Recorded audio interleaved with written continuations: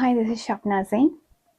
கவுன்சிலிங்கை பற்றி கொஞ்சம் சென்சிட்டிவாக கதைக்கலாம் அப்படின்னு நான் நினச்சேன். இது கட்டாயம் பேசப்பட வேண்டிய விஷயமும் கூட.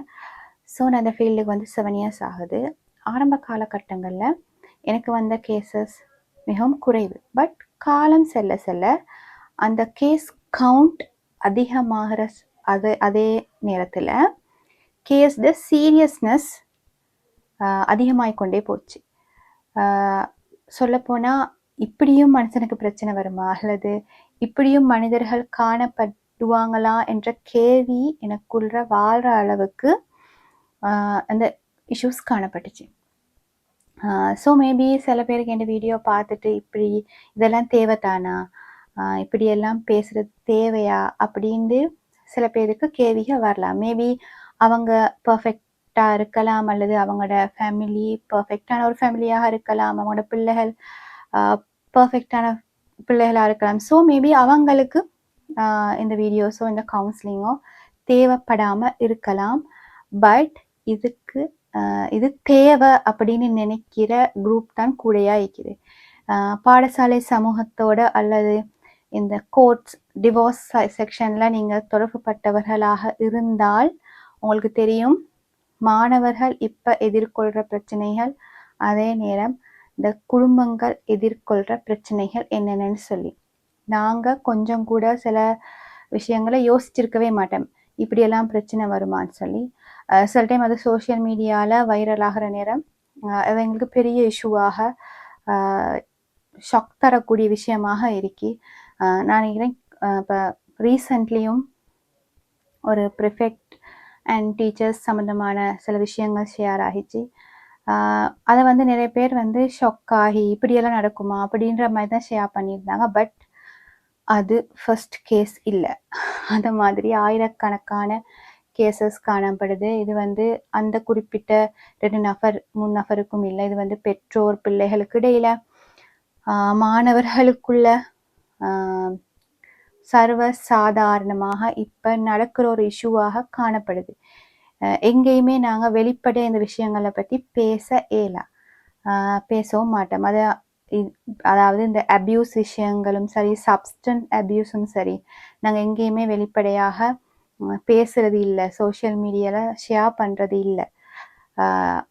அதனால் இதெல்லாம் ஒன்றும் நடக்கலை, எங்களோட சுற்று வட்டாரங்கள் தூய்மையாக இருக்குது, இதை பற்றி எந்த அறிவும் இல்லாத சமூகம் தான் இப்போ இருக்கின்னு நீங்கள் நினச்சிங்கன்னு சொன்னால் அது பிள்ளை. மேபி உங்களுக்கு அது தெரியாமல் இருக்கலாம், உங்களோட புள்ள படிக்கிற ஸ்கூலில் இது சகஜமாக நடக்கக்கூடிய விஷயமா இருக்கலாம், அது உங்களுக்கு தெரியாமல் இருக்கும். ஏன்னா இந்த விஷயங்களை நாங்கள் எப்பயுமே பப்ளிக் பண்ணுறது இல்லை. ஸோ உங்களுக்கு ஒரு விஷயம் தெரியா என்ற ஒரே காரணத்துக்காக அந்த விஷயம் நடக்கலை என்று முடிவுக்கு வராதீங்க.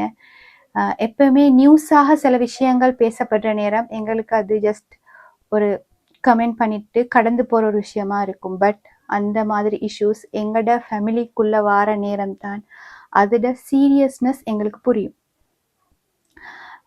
ஏன்னா ஆரம்ப கட்டங்களில் நாங்கள் ஐடென்டிஃபை பண்ணி சொல்கிற நேரம் அது ஒரு ஜோக்காக கலாய்க்கப்பட கூடிய ஒரு விஷயமாக இருக்கலாம். பட் அது காலம் கடந்து சீரியஸ் இஷ்யூவாக மாறி அவங்களுக்கு புரிகிற நேரம் தட்ஸ் டூ லேட். ஸோ அதனால தான் உண்மையாகவே சில விஷயங்களை முடியுமான அளவு நான் சொன்ன மாதிரி எல்லா விஷயத்தையும் எங்களுக்கு இந்த சோஷியல் மீடியாவில் இல்லாட்டி எங்களுக்கு இப்படி ஒரு வீடியோ ஊடாகவோ சொல்ல இயலாது. ஸோ முடியுமான விஷயங்களை எங்களுக்கு தெரிஞ்ச விஷயங்களை நாங்கள் ஷேர் பண்ணணும் அப்படின்னு நினச்ச ஒரே காரணத்துக்காகத்தான் இந்த வீடியோகள் நான் செய்கிறேன், நான் ஷேர் பண்ணுறேன். இது உண்மையாகவே சீரியஸ் இஷ்யூ. ஏன்னு சொன்னால் நாங்கள் உண்மையாகவே வாழ்ந்து வந்துட்டோம், அப்படி பார்த்தா நாங்கள் எவ்வளோ சேஃப். பட் எங்களோட பிள்ளைகள் போகிற சமூகம் வந்து என்ன சொல்கிறதுன்னு எனக்கு தெரியலை. மிச்சம் எம்பத்தியே இல்லாத, எந்த கல்ச்சரலுக்கும் உட்படாத ஒரு சமூகமாக தான் வெளியே இருக்கி. ஒரே ஒரு விஷயம் என்னென்னா, தவறுகள் நடக்குது, வெளியே ட்ரெண்ட் ஆகுது இல்லை, அது அவ்வளோதான். மற்றபடி எல்லா விஷயமும் எல்லா சமூகத்திலையும் நடந்து கொண்டு தான் இருக்கி. நாங்கள் க்ளீன் என்று சொல்கிற அளவுக்கு இங்கே யாருமே இல்லை, எந்த சமூகமும் இல்லை. ஸோ நாங்கள் எங்களோட பிள்ளைகளை விட போகிற சமூகம் ஆகவே கொஷனபிளான சமூகமாக காணப்படுது. ஸோ எங்களால் முடிஞ்ச கைடன்ஸை நாங்கள் அடுத்தாக்களுக்கு கொடுக்கணும். அதே நேரம் நாங்கள் சரியாக இருக்கணும், எங்களோட பிள்ளைகளை சரியான முறையில் கைட் பண்ணணும் முடியுமான அளவு. எங்களுக்கு தெரியும், ஏன்னா இந்த சமூகம் அவங்களுக்கு படித்து கொடுக்க போகிறதுன்ற விஷயங்கள் எங்களால் கண்ட்ரோல் பண்ண இயலாத விஷயங்கள். ஸோ எங்களால் முடிஞ்ச அளவு அவங்கள ஒரு கல்ச்சருக்குள்ள ஒரு சேஃபான ஜோனுக்குள்ளே வைக்க இயலுமா இருந்தால் அதுதான் எங்களால் செய்ய முடியுமான ஒரு விஷயம். As a parent, as a teacher எங்களுக்கு அதுதான் செய்ய இயலும்.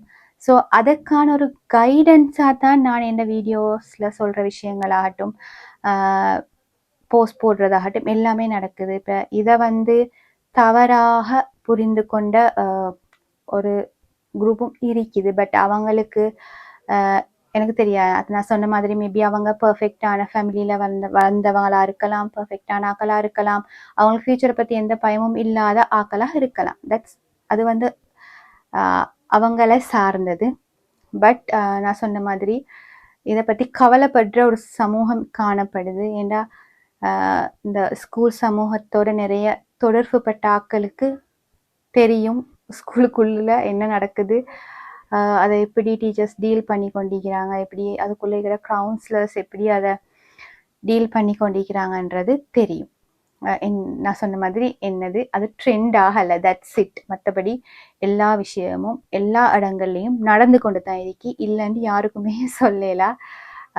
ஸோ எங்களால் முடிஞ்ச அளவு நாங்களும் சரியாயிப்போம், எங்களோட பிள்ளைகளுக்கும் சரியான வழிகாட்டலை வழங்குவோம்.